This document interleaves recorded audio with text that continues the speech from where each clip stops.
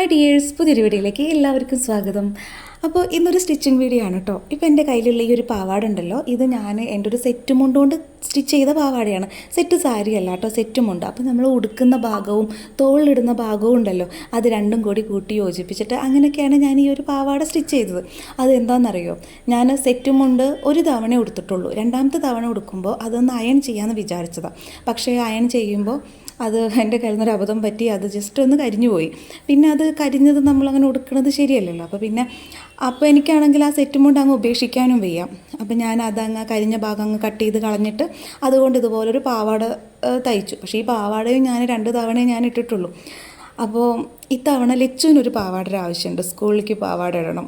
അപ്പോൾ ബ്ലൗസ് നമുക്ക് ഏതെങ്കിലും കളറ് നമ്മൾ മാച്ച് ചെയ്യുക. അവൾ പറഞ്ഞതൊരു മെറൂൺ കളർ പാവാട ബ്ലൗസ് മതി, ധാവണി വേണമെന്നൊക്കെ പറഞ്ഞിരിക്കുന്നത്. 7ാം ക്ലാസ്സിലാണ് പഠിക്കുന്നത്, എന്നിട്ട് ധാവണി എടുക്കപ്പോൾ തന്നെ. അപ്പോൾ ഞാൻ അവൾക്ക് ഈ പാവാട ഒന്ന് ചെറുതാക്കുകയാണ് കേട്ടോ.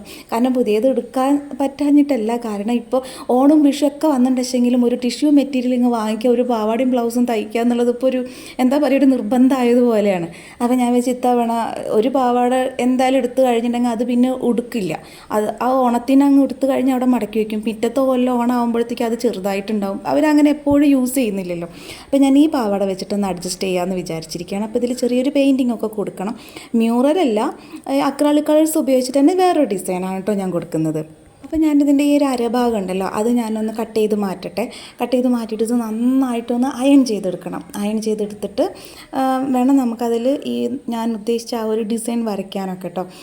കാരണം ഈ ഒരു പട്ട ഉണ്ടല്ലോ ഈ അരഭാഗത്ത് വെച്ചുള്ളത്, അത് നമ്മുടെ സെറ്റ് മുണ്ടിൻ്റെ 2 സൈഡിലും വരുന്ന ഒരു ഭാഗമാണ്. അതാണ് അതിൻ്റെ ഒരു കളർ ഇങ്ങനെ വരുന്നത്.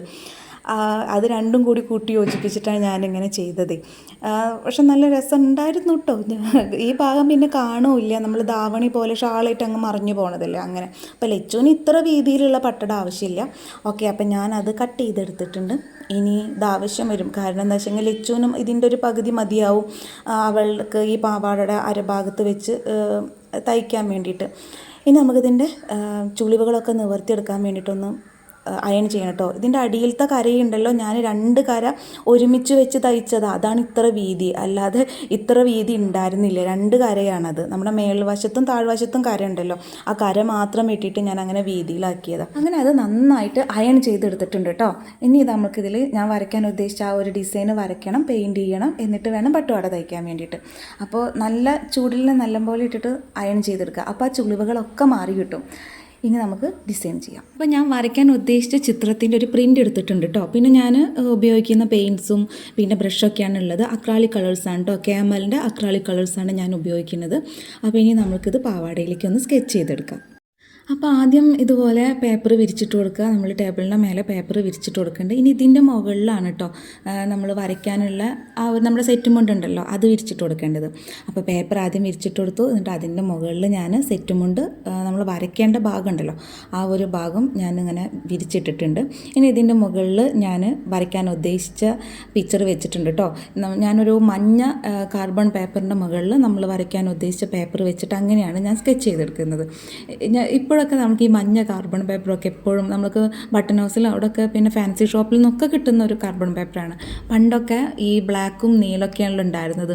അതും പണ്ടൊക്കെ കറണ്ട് ബില്ലൊക്കെ ആവുന്ന സമയത്ത് വീട്ടിലേക്ക് കറണ്ട് ബില്ല് കൊടുന്നു തരുമ്പോൾ ആളുടെ കയ്യിൽ കാർബൺ പേപ്പർ ഉണ്ടായിരിക്കും. അപ്പോൾ അയാൾ വന്നു കഴിഞ്ഞാൽ ഞാനൊക്കെ കുഞ്ഞതാകുമ്പോൾ ഞാനിങ്ങനെ അയാളോട് ചോദിക്കും, എനിക്ക് ആ പേപ്പർ തരുമോ? അന്നതിൻ്റെ പേരൊന്നും അറിയില്ല, പക്ഷെ ഞാനിതിൻ്റെ പേപ്പറൊക്കെ ചോദിച്ച് വാങ്ങിച്ചിരുന്നു കേട്ടോ. അതൊക്കെ ഒരു കാലം. അപ്പോൾ നമുക്കിത് എന്തായാലും ഇതിൻ്റെ മുകളിലേക്ക് ആ ഒരു ചിത്രം ഒന്ന് സ്കെച്ച് ചെയ്തിട്ടെടുക്കാം. അപ്പോൾ നമ്മളിത് സ്കെച്ച് ചെയ്തെടുത്തിട്ടുണ്ട് കേട്ടോ. ഈ ഒരു മഞ്ഞ കാർബൺ പേപ്പർ ആയ കാരണം വീഡിയോയിൽ അത് അത്ര ക്ലിയർ ആവില്ല, പക്ഷെ നമ്മുടെ മെറ്റീരിയൽ ഇതുപോലെ ക്ലിയർ ആയാൽ മതി, അത്ര അങ്ങ് ഡാർക്ക് കളർ ആവണ്ട. ഇനി നമുക്കിത് പെയിൻറ്റ് ചെയ്യാം. അപ്പോൾ ഞാൻ ആദ്യം ബ്ലാക്ക് അക്രാലിക് കളർ ഉപയോഗിച്ചിട്ട് ഈ ചിത്രത്തിൻ്റെ മുകളിലൂടെ ഒന്നുകൂടെ വരയ്ക്കുന്നുണ്ട്, ഒരു ബോർഡർ പോലെ ഒന്ന് വരച്ചെടുക്കുന്നുണ്ട്. എന്നിട്ട് അതിനുള്ളിൽ മറ്റ് കളർ ഫില്ല് ചെയ്യാമെന്നാണ് വിചാരിച്ചത് കേട്ടോ. കുറച്ച് പണി ഉണ്ടായിരുന്നു വരയ്ക്കാൻ, ഞാൻ കുറച്ചായി ഇങ്ങനെ ബ്രഷൊക്കെ ഉപയോഗിച്ചിട്ട്. അപ്പോൾ എന്തായാലും നമുക്ക് ആ ചിത്രങ്ങളൊക്കെ ഒന്ന് കംപ്ലീറ്റ് വരച്ചെടുക്കാം. ഇനി മറ്റുള്ള കളറുകൾ നമുക്ക് ഫില്ല് ചെയ്ത് കൊടുക്കാം. അപ്പോൾ ഞാൻ ഗ്രീൻ കളർ എടുത്തിട്ടുണ്ട്. ഇനി നമുക്ക് ഗ്രീൻ കളർ കുറച്ച് സ്ഥലത്ത് കൊടുക്കാനുണ്ട്. അപ്പോൾ അതിന് വേണ്ടിയിട്ട് ഒരു ബ്രഷ് കൊടുത്തിട്ടുണ്ട് കേട്ടോ. അപ്പോൾ ഈ ബ്രഷിൻ്റെ പോയിൻ്റ് ഏതാണെന്നൊന്നും ഞാൻ പറയുന്നില്ല, എനിക്ക് സ്യൂട്ടബിൾ ആയിട്ടുള്ളൊരു ബ്രഷ് ഞാൻ ഉപയോഗിക്കുന്നുണ്ട്. അപ്പോൾ ഇനി നമുക്ക് ഗ്രീൻ കളർ കുറച്ച് സ്ഥലങ്ങളിലൊക്കെ കൊടുക്കാണ്ട്. അതായത് ഞാൻ ഈ ഒരു ചെറിയൊരു താമര, അതിൻ്റെ ഒരു ലീഫ്, താമരയുടെ ഇല പോലെ ഒന്നും അല്ല കേട്ടോ, എൻ്റെ അപ്പോഴത്തെ ഒരു ഐഡിയ പോലെ ഞാൻ വരച്ചെടുത്തതാണ്. അപ്പോൾ അതേ ഒരു ഇലയും അതിൻ്റെ തണ്ട് അങ്ങനെയൊക്കെ ഞാൻ ഉദ്ദേശിച്ചിട്ടുള്ളത്. അപ്പോൾ അതിനൊക്കെ ഒന്ന് ഗ്രീൻ കളർ കൊടുക്കാം കേട്ടോ. അപ്പം ഇനി എല്ലാ ഗ്രീൻ കളർ കൊടുക്കാനുള്ള എല്ലാ ഭാഗവും ഞാൻ ഗ്രീൻ കളർ കൊടുത്തിട്ടുണ്ട്. ഇനി നമുക്ക് അതിൻ്റെ ഫ്ലവർ ഭാഗങ്ങളൊക്കെയാണ് കേട്ടോ കളർ കൊടുക്കാനുള്ളത്. അപ്പം ഞാൻ അതിന് വേണ്ടിയിട്ട് റെഡ് കളർ എടുത്തിട്ടുണ്ട്. അപ്പോൾ നമുക്കിത് ഫ്ലവറിനൊക്കെ ഒന്ന് കൊടുക്കാം കേട്ടോ. ഇതെല്ലാം കൂടെ വരച്ച് കഴിഞ്ഞപ്പോൾ എനിക്ക് നല്ല ഇഷ്ടപ്പെട്ടിട്ടുണ്ടായിരുന്നു. ഈ ഒരു ഗ്രീൻ റെഡ് കോമ്പിനേഷൻ നല്ല രസമുണ്ടായിരുന്നു. അപ്പോൾ നിങ്ങളിത് ലാസ്റ്റ് കണ്ടിട്ട് എങ്ങനെ ഇഷ്ടമായോ എന്നുള്ളത് കമൻറ്റ് ചെയ്യാൻ മറക്കരുതേ. അങ്ങനെ നമ്മുടെ ചിത്രം വരയ്ക്കലും പെയിൻറ്റ് ചെയ്യലും ഒക്കെ കഴിഞ്ഞു. ഇതാണ് നമ്മുടെ ഫൈനൽ റിസൾട്ട്. ഇനി ഇത് ഉപയോഗിച്ചിട്ട് നമുക്ക് പട്ടുപാവാട തയ്ച്ചാൽ മതി. എന്തായാലും എനിക്ക് നല്ല ഇഷ്ടപ്പെട്ടിട്ടുണ്ടായിരുന്നു ഈ വർക്ക് മുഴുവനായിട്ട് താഴത്തിങ്ങനെ വരച്ച് കണ്ടപ്പോൾ. അപ്പോൾ നിങ്ങൾക്ക് ഇഷ്ടപ്പെട്ടിട്ടുണ്ടെങ്കിൽ കമൻറ്റ് ചെയ്യാൻ മറക്കരുത്. അപ്പോൾ നമുക്ക് പട്ടുപാവാട തയ്ച്ചിട്ടുള്ളൊരു വീഡിയോ നമുക്ക് അടുത്ത ദിവസം തന്നെ കാണാം. വീഡിയോ ഇഷ്ടപ്പെട്ടാൽ ലൈക്ക് ചെയ്യാനും ഷെയർ ചെയ്യാനും കമൻറ്റ് ചെയ്യാനും മറക്കല്ലേ. ബൈ.